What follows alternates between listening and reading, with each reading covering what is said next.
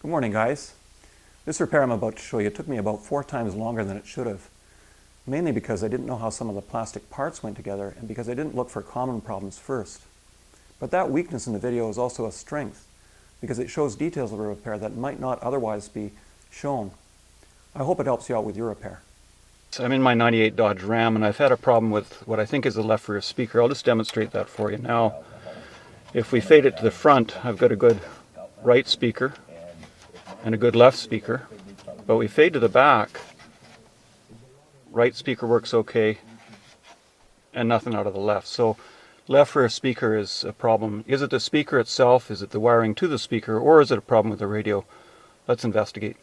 So this is a crew cab and here's the speaker that we're after here. I'm going to undo these 2 Phillips head screws. So the next step is we're going to remove this screw. This is a Torx bit. Of course it helps to have a dealer's diagram, but I used this putty knife to find the spring clips, and then I used this spring clip removal tool to get in. Now I have to put the camera down to put this in, but I slide it in all across the spring clip and then pull up, and most of the time that releases it. Alright, this cable release just turns and then slides out. I'm going to give you a view here of the inner door to help you when you remove it. There are these plastic clips. Most of them, as it turned out, came off either one way or another and slipped down into here. Interestingly enough, this is the bottom, so they pull up. You pull up into it for at least 3 of these. Basically, you pry those clips off. And of course there's 3 metal clips on this back side. Once you have the speaker exposed, the next step is to try and decide whether it's getting a signal and whether the speaker is working normally. There are various ways you can approach that. A simple way to test for the wiring would be to put a multimeter or even an oscilloscope onto the wiring and see if it's working. Or if you had a known good speaker, you could swap in a known good speaker and see if the system works. You could take a speaker from the opposite door, for instance, but that would be a fair amount of trouble. Or you could go to the store and buy a new speaker and bring it in, but then you'd have to try and return it if the speaker ended up being good. What I decided to do instead was to take the speaker out and test the speaker on another stereo system. The simplest, most accurate way for me to test the speaker was to simply remove it from the car and bring it in the house. And I put it into this system and I determined that the speaker worked fine. So here's what we know. We know the speaker is good, and so that means it's a problem either of the wires or a connector or perhaps the radio itself. And so to get at the radio and properly test the wires, I need to remove the instrument bezel. Now the bezel is close to the airbags, and so we need to disable the airbags to safely remove the bezel. And so to do that, the first step is to remove the negative lead of the battery. I like to put a sock on it to prevent that negative lead from accidentally touching something in the frame. Now we wait for 2 minutes to allow the capacitors in the airbag system to discharge, and then it's safe to remove the bezel. Now this vehicle has an automatic transmission, and so I'm going to set the park brake, and I'm going to turn the key to on, and shift the transmission lever to low, and then push the steering wheel out of the way. That gives me the most room I can get. Now I'm going to undo a Phillips head screw here, and then pry off the bezel. Got gloves on to improve my grip here. It's supposed to just pull out. This is the most tricky part of this whole thing and where you can really screw up. I fiddled with it for a few minutes. Use gloves to improve your grip, and you pull it directly back and that gets the bezel free. I hate plastic clips. This is the bezel from behind, and you can see there are actually metal clips on this side and then plastic holes on the other end, so they pull directly out. There's no prying down or up. These bezels are expensive. On eBay they're somewhere in the range of $60 to $80, so you don't want to break it. And the only advice I can say is be very careful if you try and pry, especially a lip that's not unattached. You want to pull on the whole thing, maybe with some plastic gloves. And with some patience, it should come out easily. All right, I'm going to show a close-up view of the panel with the bezel removed. And hopefully that'll make it easier for you to get it off later. It just pulls directly out. You try not to pry. And I got lucky and I didn't break it, but I've heard of lots of people who've had trouble breaking this, so be careful. And remember, you're dealing with plastic. Now, to get the radio out, we've got to undo this bolt here and this bolt here. I'll do that now.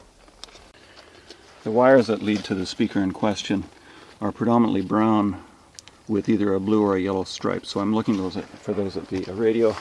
Now that I've got the radio off, the wires that I'm looking for, I think that's the one with the brown and a blue stripe, and then that's the one with a brown and a yellow stripe. So I'm going to take off this connector. You just pry this up here and pull. I'll put the camera down and do that now. Alright, what I've done here is I've back probed the brown wire with the blue stripe on this end, and then on this end I back probed the same ground wire, and I'm measuring resistance, and at 0.5 ohms, so that's very close to my leads, and so there's no break in that wire. And then similarly, the brown with the yellow wire, I've back probed it here at the level of the speaker, and same wire in here. And as much as I try fiddling with these leads, I can't seem to get continuity there.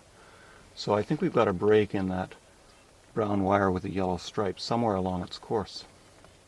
Now, the most common place for broken wires is somewhere around moving parts, and so I'm going to take this apart more and see if I can find some evidence of a broken wire. And look what I found. Isn't this interesting? This just pulled out. So this is great news. First I'm going to back probe and see that this is the only broken wire. If it is, it should be quick and easy to solder up a new connection and get ourselves back on the road. So if you think about it, I have two options here. I can do a solder joint here and then extend a short length of wire and do a second solder joint here and then hook it up to the wire again. And that way I don't have to fiddle around with the connector.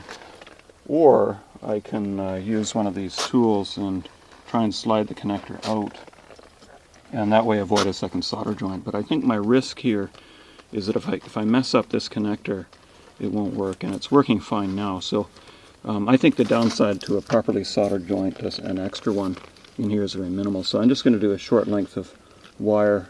Two solder joints will preserve the integrity of this connector, and that way I'll have a lower chance of breaking it. Well, a real mechanic would probably use butt-end connections and do it in half the time, but I do have the time, and so I'm going to solder it. General rule in soldering is never forget the condom. There it is there. We'll slide that on as a heat shrink tubing after we're done. I'm using rosin core solder 6040 and standard soldering iron. Here's a little trick for better access. That rubberized grommet thing here, I was able to slide that through this hole. There it is down there. And to get that out of the way and gives me better access to do the soldering.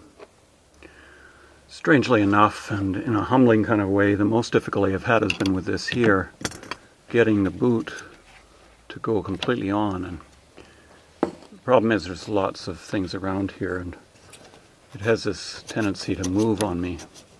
And I'm struggling with it. I've considered the possibility of trying to get this out, but I also know these connectors are expensive, and so I don't want to mess anything up. And so I'm going to keep fiddling with it and try and get this boot completely on. It needs to be completely on so that it's watertight. You know, the first time anybody does something, you're faced with the dilemma of not knowing exactly how plastic clips go, and the nightmare, of course, is to break one of these things. And so I made the decision to take the door off to get better visual access here. Now, you don't need to take the door off, but I needed to see how this went. Now, there are two plastic clips, one here and one there, and you take a pocket screwdriver and you pry the tabs inward, and then the whole thing slides out.